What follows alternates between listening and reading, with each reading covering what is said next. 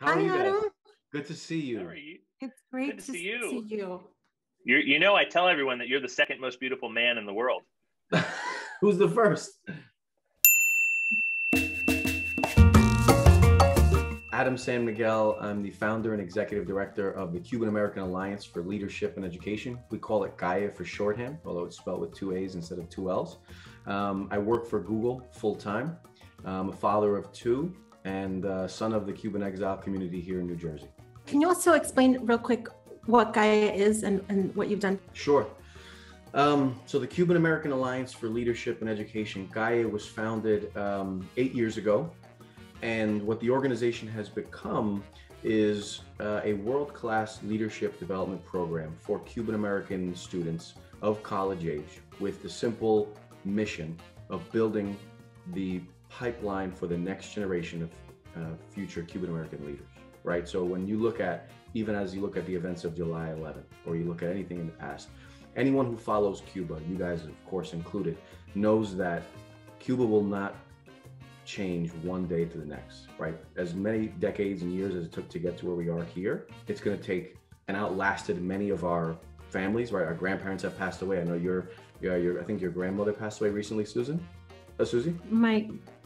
Both of my abuelos passed away in the last 6 months. So I'm mi más sentido pésame. My heart goes out to you. My thoughts and prayers were with you. My grandparents have also passed away, without seeing a change in Cuba. So the purpose of Gaia is to make sure we are investing and betting on the future generations to continue the work that will have to be done over the next coming years and decades to build a prosperous future for Cuba. I think it's really confusing for me, at least, to what's happening right now. I think it's exciting, but it was certainly unexpected. And different than what we Cuban Americans were maybe envisioning after Obama moved to normalize relations. So did this surprise you, the manifestations, the protests all over the country that happened on July 11th and things that have been happening since? Did this surprise you? Absolutely. I was taken off guard completely. We actually had a board meeting for Gaia that same day, and I'll never forget. It's kind of, for any Cuban American, this is sort of one of those moments like, where were you, or what were you experiencing, right? It's kind of like 9/11 or some other big event. So we're having a board meeting in my kitchen, and I got like 4 or 5 board members there. Some couldn't make it, and we're just talking about Gaia, the gala, etc. And my cousin calls me. My cousin came to Miami 2 years ago from Cuba, right? So he's as recién llegado as they get, and he's like, "¿Tú viste lo que está pasando? Do you see what's going on?" And I go, "What are you talking about?" I'm like in the middle of a meeting, but I always take his call.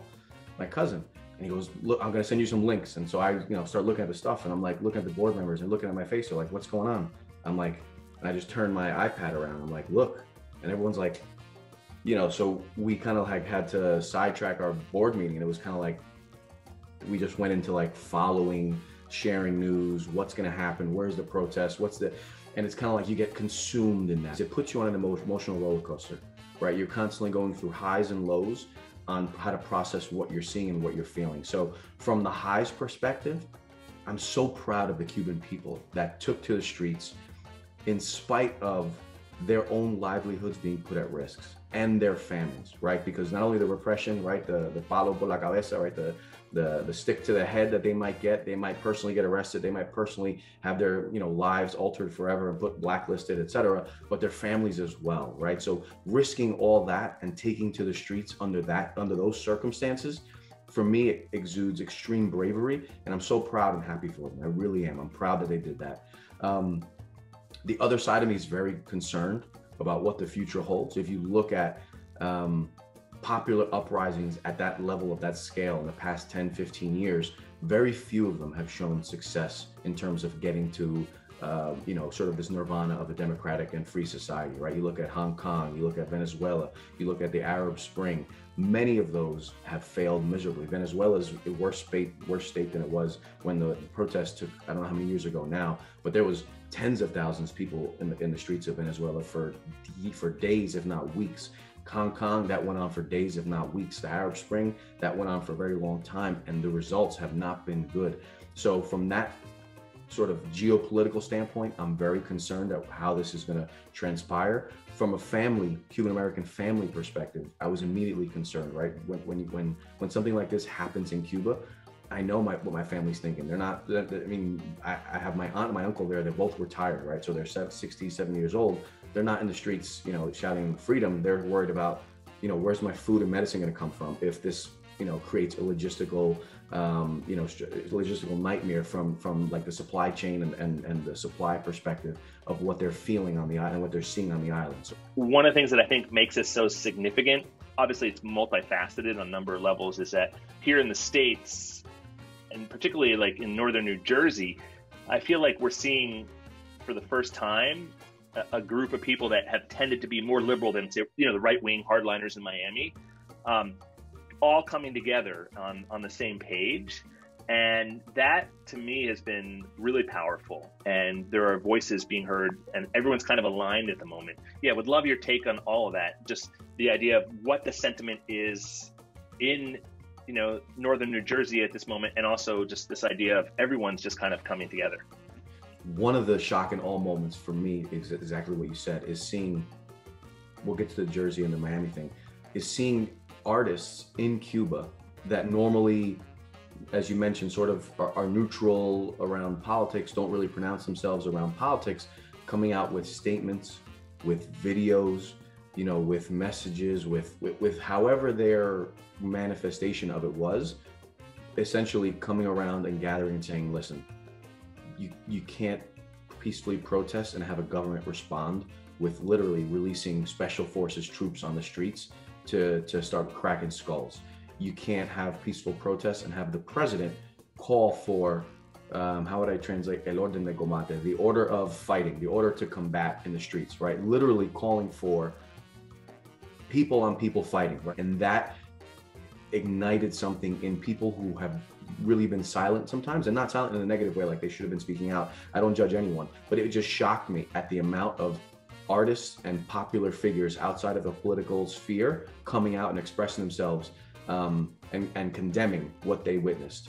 I do think that Biden, his calls to open the embassy and start remittances, I think that underneath everything, that is the beginning of a negotiation, because ultimately the two countries need to communicate, even in a time like this, but they have to save face. And I think that underneath everything, Biden's attempts to say he's going to open the embassy and say he wants remittances to come back, it just opens the door to have conversations without having conversations. And I think that I would be shocked if that's not happening.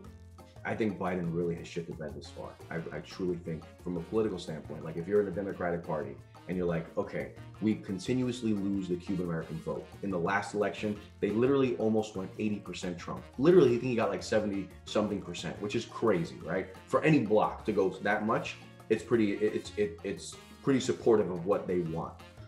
This is the moment where, if you're a Democrat or you're a Biden person or you're Biden himself and you want to like move the needle a little bit, you can't come out, number one, so many days later and then come out with something weak, right? That's like the face value. Behind that, the complexity we talked about, right? They're carefully analyzing, carefully studying what the right geopolitical move is to do, and that takes time, and there's 1,000 other priorities where Cuba's literally like 2010th priority on the White House list, right? I get that. But the face value to the public reaction is like, Onyo, what, like nothing? Like remittances after that? Like, what are you talking about? Like, what are you talking about? I get the value of remittances. And now I've seen some positivity around that because they're studying a way to impose that the government does not take their cut of it, right? Like, we want access to give my family money, not to give you 10, 20% of what I send, and then you give them in a bullshit currency that's worth nothing, right? That you actually took the hard dollars and gave them CUP, right? Like that situation is crap, and maybe this is a moment to make a demand on that, right? Number one. Moving out of the political spectrum, summarizing it, I think they shit the bed. I think the Democratic Party shit the bed here. This is a big moment for them to say, we do care about freedom in the hemisphere, in the world. We do care about it. First and foremost, we care about it. How can we help? We're going to go dialogue. We're going to go do this. Like, give us a plan. Give us a strong statement. That's all I would expect. I do think that Biden is a very measured, operator, right? He is not one to just say lambastic things and to put statements out without having a plan and really thinking through the complexities of the issues. The part I agree with you on is that from a political standpoint, they did fuck it up because, he did need to take charge and he did need to put some kind of a presence out there when this happened. My guess, who knows, right? Like, is that, again, he's so measured, he just wants to make sure everything's measured and they didn't have their shit together. But he needed to have some type of plan. But I think it caught them off guard, honestly. I agree. Like everyone. And I hope that, in the future, we'll be able to look back and say, okay, Biden, was caught off guard, but his response or how this was all handled was handled correctly down the road. We look back on that. But the problem with that is that, right now, like politically, that's just a bad image, right? And no matter what he says, that image and everything that happened when this went down is going to be replayed over and over again and used against him for years. And used against the Democratic Party for years. So I agree with you. I don't know. I has been getting advised. I mean, the people on Biden's team, and this is just pure speculation on my part because I'm not involved, is that they're the same people that advised Obama on normalizing relations. So I don't think he's acting blindly. Maybe the statements are, measured, but I do think there's a lot going on behind the scenes and negotiations are happening, hopefully, and that he's being advised by people that know these issues deeply, understand the complexity, and want positive change. Between the three of us, we know some of these people, right? And they're smart, logical people, and those are the people that he talks to. And so I agree. He is not just ignoring this, but it's on the surface. The response appears that way, and that's what he fucked up, I think. But the actual, I think he's very smart, and the people that are advising him are smart and they're logical and they care, they have empathy, and they want to resolve this in a way that actually has an impact for the future and not just kind of kicking the can down the road, which continues to happen over and over again. Agree. Wait, listen. So we're almost on talking for an hour almost, and we could keep going. But anything else you guys have to say? Zeus, anything else? But or Adam, anything else you want to say so we can Adam, invite us to your CAALE event. From the CAALE point of perspective, we are a bet in the long-term future. We are not the people who are going to bring humanitarian aid tomorrow, yesterday. We're not going to be people who are going to recharge phones. Individually, we all have our families. We're all Cuban American, so we all do our things individually. But as an organization, we're not delivering food.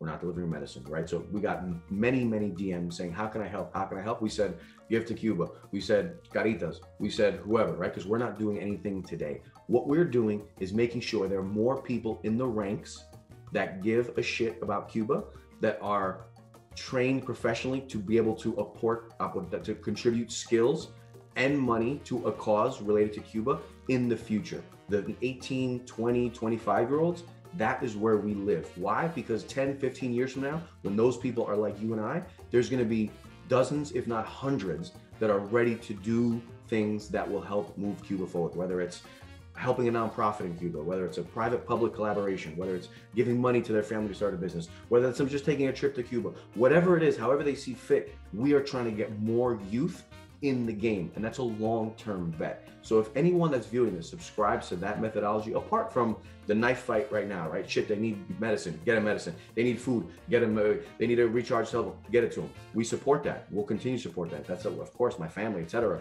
But long-term, we need to have groundswell that says, whoa, wait, those 1,000 that were in the streets, there's now 10,000, and they're young and they're hungry and they have a lot to contribute. And now in the year 2030, 2040, whatever, Cuba really has a chance to leverage one of the most important things that they still have not learned how to leverage for their benefit is the Cuban exile community, right? We're very influential. We have 3 senators, we have dozens of, over 10 congressmen, many business owners, much knowledge, much human capital, much wealth. We've got to leverage that to the benefit of the future Cuba somehow when these barriers come down that are, communist repressive regime, laws that restrict the free flow of information, people, ideas, and business. When those things are one day down, when the politics sort itself out, what happens then? And that's when the game is on, in my opinion. So come to our gala. We have a gala on August 21st. Because I don't have anything in contract, I'm I can't announce officially who we have coming to the gala to receive a Premio Martí, which we award to someone who stands out in our community for their embodiment and exemplification of the ideals of Jose Martí, which is service to community, right? Putting it's just a spirit of service out there and doing work for the community, for the being a stud, for the well-being of our community. We're giving a Premio Martí to someone very influential in a very, very influential song, in a very, very influential time for that song in the cause of Cuba's history. So when we can announce it, you can put something out there, but until then, just come support us. The gala is a night of dancing, celebrating education, celebrating Cuban American community, and supporting students that will one day help pave the future for a better prosperity. Where is it, Adam? I think you could get some people flying in for it. Yeah, it's going to be in New Jersey. So Frente Rumba Cubana, which is in Guttenberg, New Jersey, on Boulevard East. We have the entire block closed off. There's going to be It's a block party. It's an outdoor Guayabera gala / block party. We don't even know what to call it. I love that, man. It's just going to be bananas, like New York City backdrop, stage, mesas, tents, food, and it's the perfect time. It's the perfect time for us to coalesce and build a better future. I think you're gonna sell out. Are you near capacity? We got a full freaking street. We're not near capacity. No, we're gonna go. Yeah, I think you're gonna sell out. You're gonna sell out. Wait until you announce. I have to get my ticket. Hey, Adam, I love you, dude, and thanks again for ruining my plan of making this a 2-minute video. It's giving me so much good stuff now that I have to. Did you really think this video? You really thought this video was gonna be 2 minutes? I knew, but I was like, talking about this issue. People don't watch like long videos, but I'm gonna put it all up there now. You know what though? I want to take just a minute just to thank you both, because just the fact that we knew each other from different projects and collaborations beforehand, before this June, July 11th moment, shows that there are people who are putting in work, that people who care about Cuba. And what's happening little by little now couldn't have been possible without that path, without the Bustelo collaboration, without your documentary, right? Craving Cuba, without me bringing you to show your documentary to my public. All these little things that you're like, oh my God, I don't have time for this. Adam, that changed my life. When I screened Craving Cuba at your Gaia event, I was asked to be part of a festival that was part of the United Nations, and I was able to speak on the panel at the UN.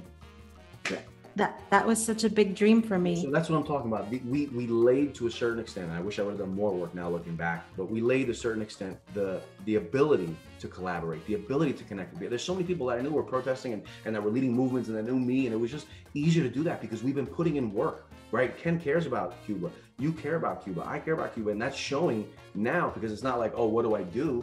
It's like, how do I do it? Do I have time to do more? Because we've been putting in work. So that's my way of saying, Ken, thank you. Susie, thank you, and cuenta conmigo for whatever you guys need in the future. I'm here. Same here, Adam. Thank you, Adam. Thank you, man. And I could go on, but I got a 10 a.m., so I got to cruise. I've had enough of these two bald guys. I need to move on and drink my cafecito in Greece. Go get it. Go. Adam, un abrazo to you and your beautiful family. Okay. We'll see you soon. Bye, guys. Hope to see you in person one day. Bye, soon. Yes, likewise. Yes. Hopefully on August 21st. All right. Bye. Bye.